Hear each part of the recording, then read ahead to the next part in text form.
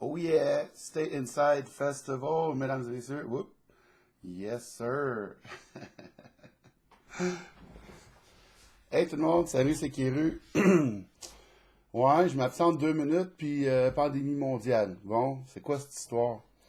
Euh, je m'excuse pour mon absence prolongée. J'avais des choses à régler dans la vie que j'ai pas réglées, fait que je suis aussi bien de refaire des vidéos. Euh, Plusieurs choses à dire. Je vais probablement faire plusieurs vidéos parce que je veux garder ça court. En gros, je veux dire qu'il se passe des choses intéressantes dans le monde ces temps-ci. Et plusieurs choses à dire là-dessus. Premièrement, est-ce qu'il y a encore des gens qui pensent que cette pandémie vient d'une chauve-souris? En tout cas, donc peut-être des choses que vous savez déjà. Il y a eu comme tout bon false flag, il y a eu un exercice, une simulation de pandémie juste avant la vraie pandémie, basée sur un coronavirus parti de la Chine à partir d'un virus qui aurait circulé de chauve-souris à humain. Bill Gates était impliqué dans cette simulation. Ça s'appelait Event 201, donc comme l'événement 201. Vous pouvez trouver des infos là-dessus. Donc, c'est sûrement totalement un hasard que juste avant la pandémie, cette simulation ait lieu. Vous savez peut-être aussi qu'il y a un médecin français qui a fait des vidéos, vu qu'il ne pouvait pas se faire entendre dans son milieu, il a fait des vidéos sur YouTube pour dire Hey, le remède existe, ça s'appelle l'hydrochloroquine. Et juste avant la pandémie aussi, le gouvernement français a décidé de classer ce médicament qui était en vente libre avant comme substance vénéneuse.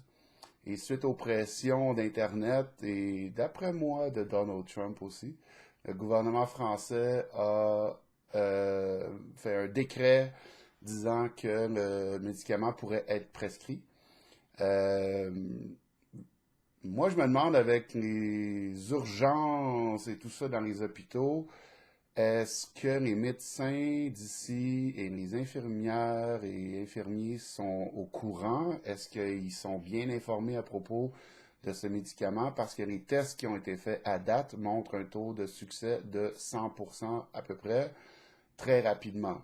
Donc, ça vaudrait peut-être la peine de regarder ça, vu que c'est un médicament qu'on a, qui est connu, qui est simple, qui est pas cher, et c'est peut-être pour ça qu'on veut pas tant l'utiliser et que les médias et les gouvernements et même certains médecins semblent censurer le sujet et tout faire pour que les gens ne s'intéressent pas à l'hydrochloroquine ou peut-être qu'il faut que les gens restent chez eux plus longtemps parce que c'est ça le plan. Bref, dans la série Conspiration, il y a aussi, je suis tombé sur une série de vidéos de citoyens qui se demandaient comment ça se passe dans les hôpitaux. Est-ce que vraiment c'est la folie furieuse? Les vidéos que j'ai vues venaient principalement des États-Unis.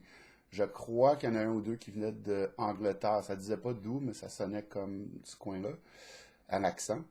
Et en gros, ça montrait des salles d'attente vides, des tentes de tests pour le virus vides, des tentes d'urgence placées devant les hôpitaux comme salles supplémentaires vides, et des gens qui ont filmé l'entrée de l'hôpital ou de l'urgence, où en théorie on verrait du monde entrer sortir pas mal, avec aucun va-et-vient. Donc il semble y avoir des exagérations, de la manipulation au niveau des médias. Des gens aussi qui viennent du service hospitalier qui ont écrit, par exemple, sur Twitter, on est débordé, blablabla, c'est l'enfer, ta, ta, ta. Et les gens lui demandaient dans quel hôpital tu travailles et il n'y avait jamais de réponse. Donc il y a plusieurs cas de ça où les gens sont pas capables de nommer l'endroit où, soi-disant, c'est le chaos total. C'est peut-être pas pareil d'un pays à l'autre, mais il semble qu'aux États-Unis, dans beaucoup d'endroits, la situation est très exagérée par les médias. Euh, il y a David Wilcock. Est-ce que vous connaissez David Wilcock, auteur et conférencier très connu? Et il n'est pas le seul, mais lui a annoncé avant-hier une énorme nouvelle. Moi, j'entends depuis 10 ans, et pour ceux qui suivent QAnon, vous êtes familiers avec ça, pardon, qu'il y aurait un plan d'arrestation massive de la cabane, des gens qui contrôlent, qui tirent les ficelles en coulisses et qui créent des guerres et des virus et qui nous font du trouble depuis tant d'années. Et que ce plan-là allait être mis à exécution. La nouvelle, c'est que ce plan-là existe. Moi, j'en entends parler depuis 10 ans. Mais la nouvelle, c'est que ce plan-là allait être exécuté au cours des prochains jours, d'ici le 10 avril. C'est ce que j'ai entendu. Et que ça commencerait par un blackout total de fermeture d'Internet, fermeture des téléphones, de à peu près toutes les communications. Probablement que l'électricité ne serait pas fermée. Je trouve ça important de vous communiquer la nouvelle, si jamais ça arrive, pour pas que les gens paniquent. Cette situation est supposée durer 3 jours, durant lesquels certaines personnes seraient arrêtées. Ce genre de nouvelles-là peut faire peur au monde. J'ai des sentiments mixtes par rapport à ça moi-même. Mais je pense que ce que je vais dire là est important, je crois. Je pense que c'est un test. Je pense que c'est l'ultime test. Je pense que toutes ces situations-là, puis je parle peut-être plus au niveau spirituel que pratico-pratique, mais en bout de ligne, ça devient pratique.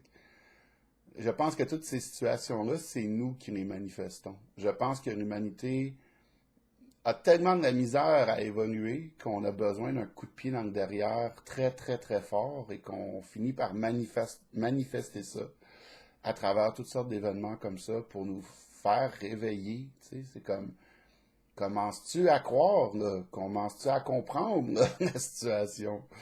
Et collectivement, la réponse est toujours non.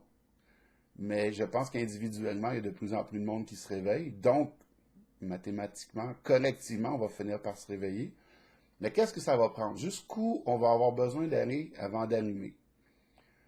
Donc là, je pense qu'il y a un test qui se passe présentement, que cette histoire d'arrestation massive et de blackout et de 3 jours arrive ou pas. Je pense qu'on a un choix à faire, chaque personne. Et moi, je fais cette vidéo, donc j'ai fait mon choix. Je pense que le choix qu'on a à faire, c'est de décider qu'est-ce qu'on veut comme avenir. Qu'est-ce qu'on veut comme avenir très proche? Est-ce qu'on est capable de croire autre chose que toutes les images qu'on nous a bourrées dans le crâne depuis qu'on est tout petit, que le futur ne peut que être négatif? Il n'y a que ça dans les films, il n'y a que ça aux nouvelles, il n'y a que ça même dans tous les enseignements qu'on peut recevoir. Est-ce qu'on est capable individuellement de passer par-dessus cette programmation-là, parce que c'est de la programmation, et de visualiser un avenir qu'on aimerait? Est-ce qu'on est capable de décider c'est quoi ça? Quelques propositions. Pourquoi pas avoir la paix dans le monde?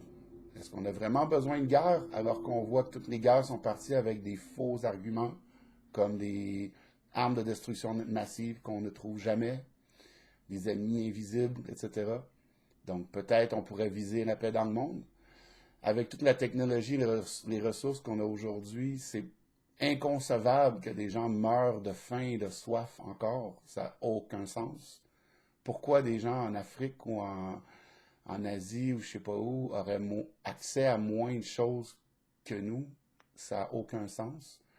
Est-ce qu'on pourrait imaginer un système monétaire juste? Est-ce qu'on pourrait imaginer des technologies qui feraient qu'on n'aurait plus besoin de pétrole?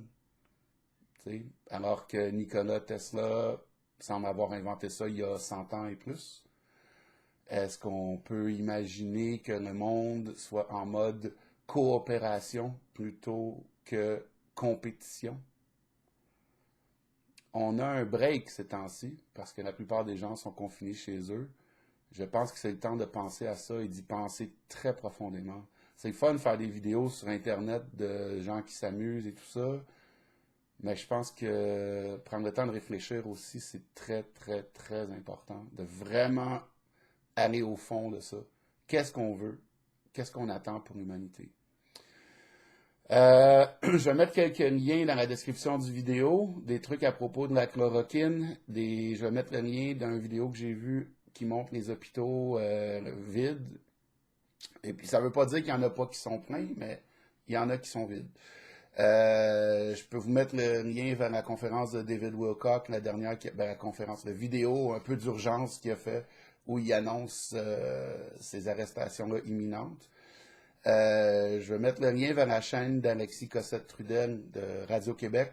Je trouve que, tu sais, ça fait plus qu'un an que je fais pas de vidéo, puis je me dis, ça m'embête, je me sens mal de pas en faire. Puis quand je regarde ces vidéos à lui, je me dis, OK, il y a quelqu'un qui en fait, puis qui fait de la maudite bonne job. Fait que, bravo Alexis, si jamais tu vois ça.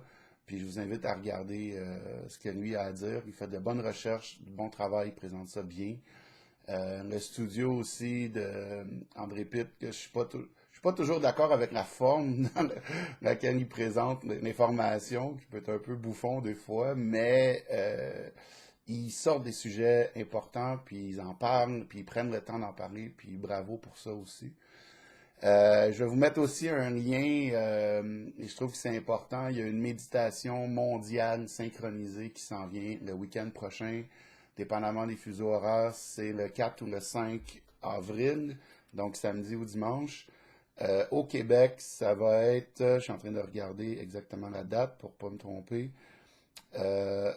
Au Québec, ça va être le 4 avril.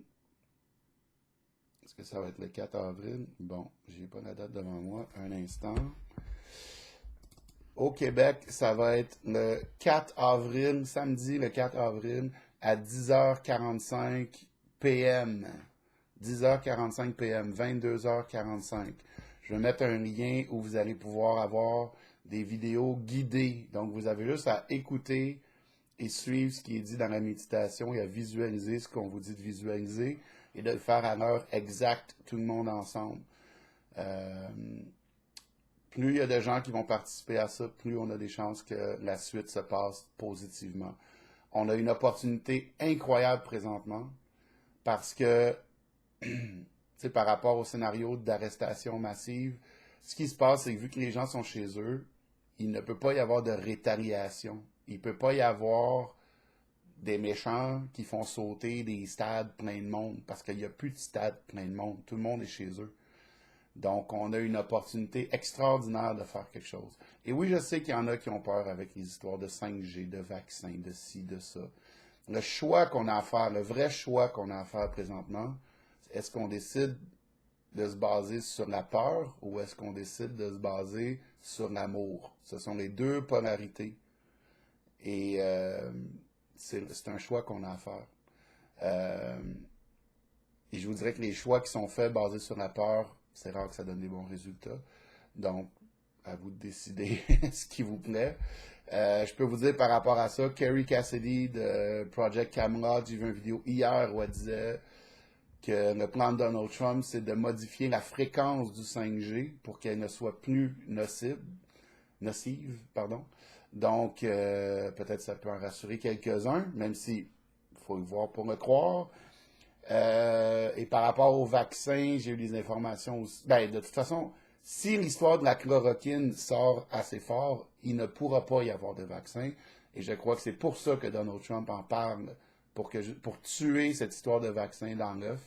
Et j'ai l'impression que c'est en train de fonctionner. Donc voilà, beaucoup d'informations. Digérer tout ça. Je vais probablement faire d'autres vidéos bientôt.